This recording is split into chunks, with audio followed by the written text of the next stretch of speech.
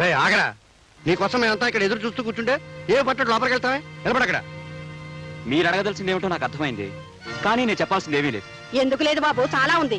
కట్టుకున్న భార్యకి అన్యాయం చేసి ఉంచుకున్న దాంతో ఊరేగుతుంటే చూస్తూ ఊరుకోమంటావా? అత్తయ్య, ఏ మేము విన్నది అబద్ధమా, నీ భార్య కళ్ళారా చూసింది అబద్ధమా? లక్ష్మికి నీకు ఏ సంబంధం లేకపోతే దాన్ని తీసుకొచ్చి మరో ఇంట్లో కాపురం ఎందుకు పెట్టావు? ఏమిట్రా ఇది? నువ్వెవరో అమ్మాయితో ఉంటున్నావని కళ్ళారా చూసిన దగ్గర నుంచి జయ ఏడుస్తూనే ఉంది. ఇల్లాన్ని ఉసిరిపెట్టి వెలయాలకి న్యాయం చేయాలనుకోవడం భావ్యం కాదు నాయనా. మీరందరూ అనుకుంటున్నట్టుగా లక్ష్మి వెరయాలి కాదు, నా స్నేహితురాలు, నాకు చెల్లి లాంటిది. ఆహా, చెల్లెలాంటిదనేనా? వేరే ఇల్లు తీసి అంత కులుకుతున్నారు. నార్మల్. ఎందుకు బాబు నోర్మేయటం? అదేమన్నా తప్పు మాటందా? అన్నయ్య గారు, మీ అబ్బాయి గారు తప్పుదో నడుస్తుంటే మందలించడం మానేసి మౌనంగా ఉండడం ఏం బాగోలేదు. అవును, మీరు మాట్లాడడం ఏమిటండి? ఏమిటే వాడు చేసిన పనికి అందరూ నా మీద విరుచు పడిపోతున్నారు. మరి చూడరా, నువ్వు చేసిన వెదవ పనికి అందరూ నా మొహం మీద ప్యాండిల్ చల్లుతున్నారు. ఇంతకీ నేను చెప్పేదేం లేదు. ఎవరడిగినా నాదొక్కటే సమాధానం. లక్ష్మి నాకు చెల్లి లాంటిదన్న విషయం నాన్నకు బాగా తెలుసు. ఏ నాన్న, నీకు తెలుసు కదా? మొహం మీద మొహం పెట్టాడకు, యూసెస్ ఫెలో. తెలుసు. తెలిసిన నిజాన్ని నువ్వు దాచినంత కాలం ఈ సమస్యకి పరిష్కారం దొరకదు, ఈ ఇంట్లో అశాంతి తొలగదు. చెప్పు నాన్న, ఆ లక్ష్మి ఎవరో వీళ్ళందరికీ అర్థమయ్యేటట్టుగా ఇప్పుడైనా చెప్పు. చెప్తాను. ఇంత జరిగిన తర్వాత చెప్పకపోవడం న్యాయం కాదు. ఆ లక్ష్మి ఉత్తమురాలు, గుణవంతురాలు, విద్యావంతురాలు, పేద పిల్ల. మన ఆఫీసులో స్టెనో. ఇంతకంటే డీటెయిల్స్ నాకు తెలియదు. మేము అడుగుతుంది ఆ పిల్ల తాలూకు గుణగణాలు కాదండి, ఆ పిల్ల వెడికి చెల్లెల్లాంటి బంధువు ఎలా అయింది అని. కరెక్ట్. ఆ విషయం చెప్తే అసలు ఈ గొడవే ఉండదు. చెప్పు నాన్న. చెప్తాను రా, చెప్తాను. కానీ ఇప్పుడు చెప్పను. కాదు, ఇప్పుడు చెప్పాలి. చెప్పకపోతే నేను ఊరుకోను. సరే, మీరంతా బాధపడుతున్నారు కనుక మీ బాధను దృష్టిలో పెట్టుకుని 100కి 100% నిజాన్ని చెప్తాను. లక్ష్మి వీడి చెల్లెలు ఎలా అయిందంటే, మంచి మనసుతో వీడు చెల్లెలాగా భావిస్తున్నాడు కనుక. వదిలి గారు, అబ్బాయి గారు చేస్తున్నది అన్నయ్య గారు చెబుతున్నది చూస్తుంటే ఈ భాగవతం ఏదో అన్నయ్య గారికి తెలిసే చేస్తున్నట్టుంది. మందలించవలసిన పెద్దవాళ్ళే అలా చెబుతుంటే ఈ గొడవ ఇక్కడ తేలదని తెలిసిపోయింది. ఆఖరి మాట అడుగుతున్నాను, ఆ లక్ష్మిని వదిలేస్తావా లేదా? మీ నిందలకు జడిసి లక్ష్మి జీవితానికి అన్యాయం చేయలేను. అంటే నాకు అన్యాయం చేస్తారన్నమాట. భార్యగా నీకు చేయవలసిన న్యాయం నీకు చేస్తాను. అర్థమైందా వదిలి గారు? మీ అబ్బాయి గారు దాన్ని వదలని అంత ఖచ్చితంగా మాట్లాడుతుంటే ఇహ నా కూతురు ఇక్కడ ఉండడం అనవసరం. పదవే. వదిలి గారు, తొందరపడకండి. జయ, తీసుకెళ్తే తీసుకెళ్ళేమ్మా. నన్ను అర్థం చేసుకోలేని మనిషి నాకు భారీగా ఇక్కడ ఉండటం కంటే మీ ఇంట్లో మీ కూతురుగా ఉంటాం మంచిది. తీసుకెళ్ళండి. తీసుకెళ్తాను. ఈ గొడవని ఎలా గట్టుకు చేర్చాలో నాకు బాగా తెలుసు. పదవే. వదిలి గారు, ఒక్క పూట అయిపోవండి. ఎంత నచ్చ చెప్పారో నా కంటితో చూస్తూనే ఉన్నానుగా. నా పిల్లకేం గతిలేక మీ ఇంటికి రాలేదు. కూర్చోవే, మాట్లాడుకున్నాను. వదిలి గారు, పెళ్ళం కావాలంటే మీ అబ్బాయిని మా ఇంటికి పంపించండి. అత్తయ్య, అత్తయ్య, అసలు ఎల్లరంతా మీ వల్లే వచ్చింది. ఇదండి వరస. తల్లి కూతురుని తీసుకెళ్ళింది, కొడుకు కోడలు పొమ్మన్నాడు, పెళ్ళం వచ్చి మొగుడు తిడుతోంది. నేనేం చేశానే? ఏం చేశారా? ఆ లక్ష్మి తన చెల్లెలు లాంటిదని మన అబ్బాయి చెప్తూ మిమ్మల్ని సాక్ష్యం వేసుకుంటే మీరెందుకు నీళ్ళట్టు? డీటెయిల్స్ తెలీదు. మీదంతా నటన. ఆ లక్ష్మి ఎవరో వాళ్ళకి చెప్పకపోయినా మీరు చెప్పిన మాట నాకు గుర్తుందిలేండి. 1953లో మీరు చేసిన పాపం రూపమే ఆ లక్ష్మి పేరుతో బ్రతుకుతోంది. చెప్పండి, మీకు పుణ్యం ఉంటుంది. చెప్పండి. అమ్మా, పుణ్యం అంటే జ్ఞాపకం వచ్చింది. గుళ్ళో కిలార్ శేషావతారం గారు రుక్మిణీ కళ్యాణం పురాణం చెప్తామన్నారు. వెళ్ళాలనుకున్నాను, వెళ్ళొస్తాను. సీతాపతి, నువ్వింత తెలుగు తక్కువ పని చేస్తావని తెలుసుంటే నీ బదులు నేనే వెళ్ళి ఉండేవాడిని. అంతా శాంతియుతంగా పరిష్కరించుకొచ్చుండేవాడిని. శాంతియుతంగా పరిష్కరించడానికి ఇది ఇద్దరు పెళ్ళాల తగువండి. నేను దాన్ని వదలనని ఆ కుర్రాడంత ఖచ్చితంగా చెబుతుంటే నేను దీన్ని తీసుకొచ్చాడు ఒకటే మార్గం తోచింది, తీసుకొచ్చేసాను. చాలే, నువ్వు చేసిన తెలుగు తక్కువ పనికి రేపు పొద్దున అయ్యబాబు మొహం ఎట్లా చూడాలో అర్థం కావడం. తప్పంతా వాళ్ళదైతే మీరెందుకండి బాధపడతారు? మీరు రేపు వెళ్ళి అడగవలసిన 4 మాటలు గట్టిగా అడిగిసేయండి. ఆ లక్ష్మిని అతగాడు వదిలేసి లెంపలేసుకుంటే అప్పుడు మన అమ్మాయిని పంపిద్దాం. లేదంటే ఏం చేస్తావు? విడాకుల కోసం నోటీస్ ఇప్పిద్దాం. చీనోర్మి, భార్య భర్తల కాపురం ఉంటే కాలక్షేపానికి చూసి సినిమా అనుకున్నావుంటే బాగాలేదని మధ్యలో వచ్చేయడానికి. పెళ్ళంటే 100 ఏళ్ల పంటే. కరెక్ట్ గా చెప్పావు బావ. పెళ్ళంటే 100 ఏళ్ల పంటని, అది ఎప్పటికప్పుడు వండుకునే వంట కాదని హైదరాబాద్ వెళ్ళాక తెలుసుకుని ఓ అమ్మాయిని పెళ్లి చేసుకోవాలని నిశ్చయించుకుని ముహూర్తం పెట్టుకొచ్చాను. మీరిద్దరూ వచ్చి మా దంపతులను ఆశీర్వదించాలి. ఎవరా, మేమిద్దరం బతికే ఉండగానే నీ పెళ్లి నువ్వే చేసుకునే కర్మేం పట్టింది? నాకు పెళ్లి చేయమంటే మీరు చేయరుగా. ఏడ్చావు. నువ్వు మా ఇంటల్లుడు అవడానికి వీల్లేదన్నాను కానీ నువ్వు మరో పిల్లని చూసి లక్షణంగా పెళ్లి చేసుకుంటానంటే దగ్గర నుండి జరిపించనన్నా. థ్యాంక్ యూ బావా, థ్యాంక్ యూ వెరీ మచ్. నువ్వు ఈ మాట అంటావన్న నమ్మకంతో నువ్వే దగ్గరుండి నాకు ఈ పెళ్లి జరిపిస్తున్నట్టుగా శుభలేఖలు కూడా వేయించి తీసుకొచ్చాను. చూడు. చూసావు వీడి తెలివితేటలు. ఎల్లుండి ముహూర్తం. ఇంత తక్కువ టైంలో బంధువులందరికీ శుభలేఖలు ఎలా పంపడం? ఎంతమంది వస్తే అంతమందే వస్తారు. మీరిద్దరూ ఆ పందిట్లో నిలబడితే 2 లక్షల మంది జనాభా ఉన్నట్టుగా నేను ఆనందిస్తాను బావా. ఈ పెళ్లికి అయ్య బాబుని కూడా పిలిస్తే ఇక్కడికి వచ్చాక అమ్మాయి విషయం మాట్లాడచ్చు. ఎవరికండి ఆ శుభలేఖ? మనకే. ఆ? నీకు నాకు పెళ్లి చేయడానికి ముహూర్తం పెట్టించింది మన వియ్యపురాలు. సర్లే వివరంగా చెప్పండి. ఆ రాయపరాజు గారు వాడి బామర్దికి పెళ్లి చేస్తున్నట్ట రేపే ముహూర్తం. అవునే, మన వియ్యపురాలు ఏ ప్లేడర్ నోటీసో పంపిస్తుందని ఎదురు చూస్తూ ఉంటే శుభలేఖ పంపించింది ఏమిటే? పంపిందిలేండి. అంత గొడవ చేసి కూతురుని తీసుకెళ్ళింది కదా, మళ్ళీ ఏ మొహం పెట్టుకుని వెళ్దామని అక్కడికి? ఓ పంచేయి, నువ్వు నీ మొహం పెట్టుకు బయలుదేరు, నేను నా మొహం పెట్టుకు వస్తాను. లేకపోతే రేపు వాడి మొహం మనం చూడలేం. డీటెయిల్స్ తర్వాత చెప్తాను, పెట్టి సర్దుకో పద. అబ్బబ్బబ్బబ్బబ్బా, నువ్వు ఇలా చీర సింగారించుకుంటూ కూర్చుంటే మనం వెళ్ళేది వాళ్ళ పెళ్లికి కాదు, వాళ్ళ పిల్లల బారసాలకి. మీకంతా హడావుడే, అక్కడికి వెళ్తే ఏమీ ఉండదు. ఏముంటుందో వెళ్ళే కానీ తెలియదు. నువ్వు ఇలాగే డీటెయిల్స్ మిస్ అవుతావు. ఎవర్రా అమ్మాయి? మీ అందరి అనుమానాలకి కారణమైన లక్ష్మి ఈవిడేనమ్మా. అంటే మా అనుమానం నిజం చేద్దామని సరాసరి ఇంటికే తీసుకొచ్చావా? కాదమ్మా, లక్ష్మికి తండ్రి ఎవరన్నది ఓ చిదంబరహస్యంగా ఉండిపోబట్టే మీ అందరికీ నా మీద అనుమానం కలిగింది. చెప్పు నాన్న, లక్ష్మికి తండ్రి ఎవరు? ఆ డీటెయిల్స్ అన్ని ఇప్పుడు చెప్పలేనురా. మీ అత్తారింటికి పెళ్లికి వెళ్తున్నాను, తిరిగి వచ్చే వివరాలన్నీ చెప్తాను. ఎవరిది పెళ్లి? మీ మామగారి బావమరిది రాజశేఖరానికి. రాజశేఖరానికా? రాజశేఖరం అంటే ఏ ఊళ్ళో పనిచేసేవాడు? ఆ వివరాలు నాకేం తెలీదు.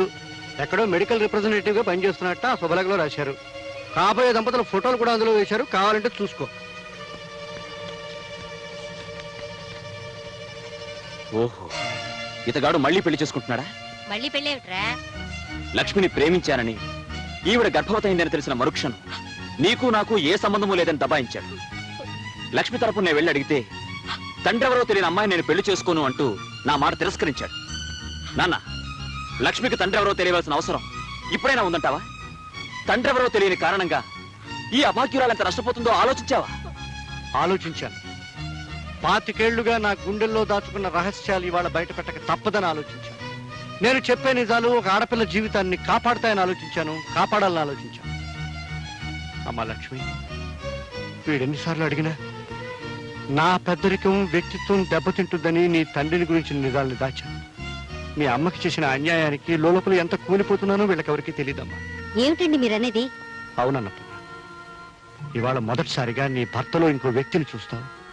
ఎవరూ ఊహించని నిజాలను వింటావు. అది ఇక్కడ కాదు, అక్కడ పెళ్లి పందికి. ధ్రువంతే బృహస్పతి ధ్రువంతరింద్రశ్చాగ్నిశ్చ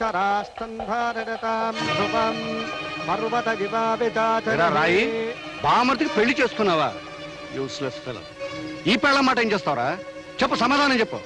శేఖర్, ఈ జన్మలో నీకు పెళ్ళంటూ జరిగితే ఈ లక్ష్మితోనే జరగాలి, లేకపోతే అసలు ఈ పెళ్ళే జరగనివ్వ. అల్లుడు గారు, ఇది అన్యాయం. జరుగుతున్న పెళ్లిని ఆపేయమంట ఘోరం. అసలు ఈ అమ్మాయి ఎవరు? శేఖర్కి అమ్మాయికి సంబంధం ఏం చెప్తానండి? మన అమ్మాయి కాపురంలో నిప్పులు పోసింది ఈ మహాతల్లి. ఈవిడ ఉంచుకుని మన అల్లుడు గారు జైన్ ఇంటి నుండి వెళ్ళగొట్టారు.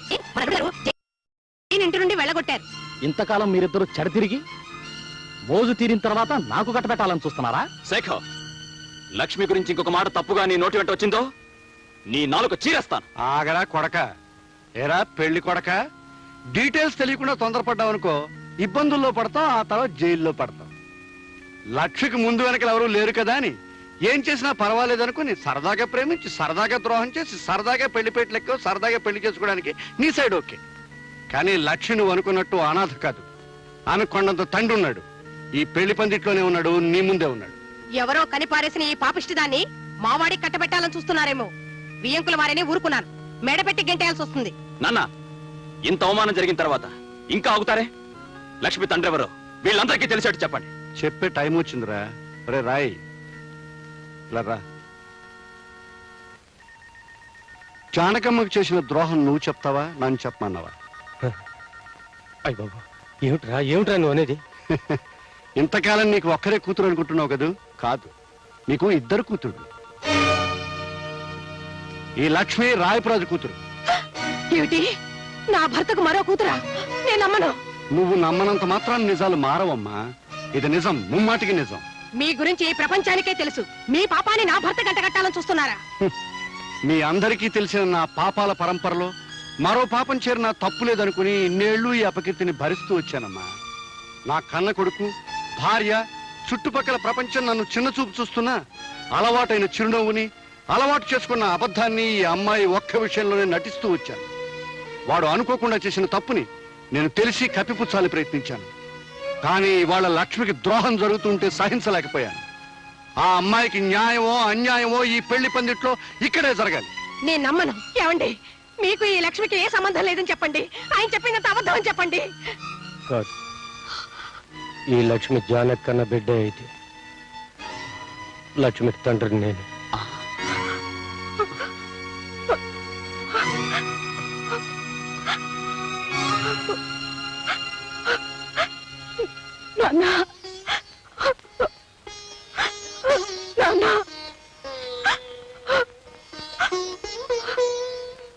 అమ్మ లక్ష్మి, నేనే నీ తండ్రినమ్మా.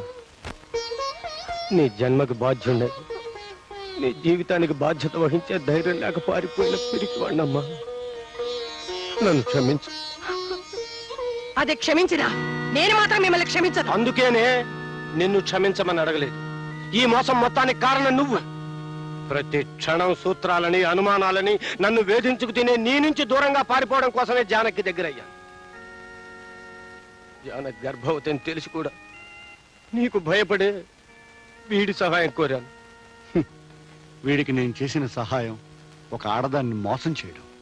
అన్నపూర్ణ, 1952, 53, 54లో ఒక ఆడదాన్ని మోసం చేశాను చెప్పానే, అది ఇదే. ఒక ప్రాణమిత్రుడికి సహాయం చేయడం కోసం ఆ జానకమ్మ జీవితంలో తీరని కల్లోలం రేపాను. ఆ రోజు ఇప్పటికీ మర్చిపోలేను. నేను నమ్మను. నన్ను నన్ను ఆయన దూరం చేసుకోవాలనుకున్నారా? దూరం చేసుకునే తెలివితేటలే ఉంటే ఇంత దూరం వచ్చేవాడే కదా. అంటే ఓ ఆడపిల్ల జీవితాన్ని పాడు చేయాలని ఈ ఆలోచన మీదన్నమాట. ఓ మిత్రుడికి సహాయం చేసే ఆరాటం అంటే సరిపోతుంది. ఏమిటండి నేను ఆయనకి చేసిన ద్రోహం? పెళ్లి చేసుకోవాలనుకోవడమా? పెళ్ళైన మగాడిని పెళ్లి చేసుకోబోవడం, బిడ్డల తండ్రికి బిడ్డని కనబోవడం ఏమిటి? ఆయనకి ఇదివరకే ఆ ప్రశ్నని ఇంత ఆలస్యంగా అతన్ని కాక మరొకరిని అడగవలసి రావడం, అది నువ్వు చేసిన నేరం. నన్నింత మోసం చేస్తారనుకోలేదు. వాడింత మోసపోతాడని నేను కూడా అనుకోలేదు. నువ్వు అతను మేలుకోరిన మనిషివైతే, వాడి పరువు నిలపాలన్న మనసున్నదానివైతే తక్షణం ఇక్కడి నుంచి వెళ్ళిపోవాలి. నేనిప్పుడు తల్లిని కాబోతున్నాను. నిన్ను వెళ్ళిపోమడానికి అది మరో కారణం. బిడ్డకి తండ్రి కావాలి. ఆ తండ్రికి ఇప్పుడు పరువు కావాలి. అంటే నా చేతులతో నా జీవితాన్ని నన్నే నాశనం చేసుకోమంటారా? ధర కడితే చెల్లిస్తానంటున్నాను. ధర కట్టే గొప్పతనం మీకుండొచ్చు, కానీ అమ్ముడు పోయే దౌర్భాగ్యం నీచత్వం నాకు లేదు. అక్కర్లేదనే చోట బ్రతకడం కంటే ఎక్కడైనా గౌరవంగా అడుక్కు తింటూ బ్రతకగలను. వెళ్ళి ఈ మాట ఆయనతో చెప్పండి. ఆగండి. మీ స్నేహితుడిని కాపాడానని గర్వపడకండి. ఒక ఆడదాని జీవితం నాశనం కావడానికి కారణమయ్యానని సిగ్గుపడండి. ఏనాడైనా నా బిడ్డ ఈ సమాజంలో గౌరవంగా తలెత్తు తిరగలేకపోతే, కన్నీరు కారుస్తే ఆ పాపంలో పాలు మీకు ఉంటుందనే సంగతి మర్చిపోకండి. వెళ్ళండి. ఆ రాత్రే జానకమ్మ ఊరు వదిలి వెళ్ళిపోయింది. ఆమె తన జీవితానికి తీరని మచ్చవుతుందని భయపడ్డ వీడు పీడ వదిలిపోయిందని ఆనందించాడు. సంఘంలో కడిగిన ముత్యంలా ప్రకాశించాడు. కానీ ఆ జానకమ్మ ధైర్యంగా సంఘాన్ని ఎదిరించి నిలబడింది. తన కూతుర్ని కంటికి రెప్పలాగా పెంచుకుని పెద్ద చేసింది. ఏనాటి రుణం! నా కొడుకు లక్ష్మిని చెల్లెల్లాగా చూసుకుంటున్నాడని తెలిసి మనసులోనే ఎంతో ఆనందించాను. మామ మోసం చేశాడు, తండ్రి నెత్తిని వేసుకున్నాడు. కానీ కొడుకు సరిదిద్దాలని ప్రయత్నం చేశాడు. ఇవాళ ఆ ప్రయత్నం ఫలించబోతుంది. శేఖర్, నువ్వు నాకు అల్లుడు కావాలని కోరుకున్నావు. కానీ మీకు తెలియకుండానే ఆ భగవంతుడు మీ ఇద్దరిని కలిపాడు. ఇప్పటికైనా మించిపోయింది లేదు. లక్ష్మిని స్వీకరించు. బావా, నేను కోరుకున్నది నీ చేతుల మీదుగా నా పెళ్లి జరగాలి. నీ మాట ఎప్పుడు కాదన్నాను చెప్పు.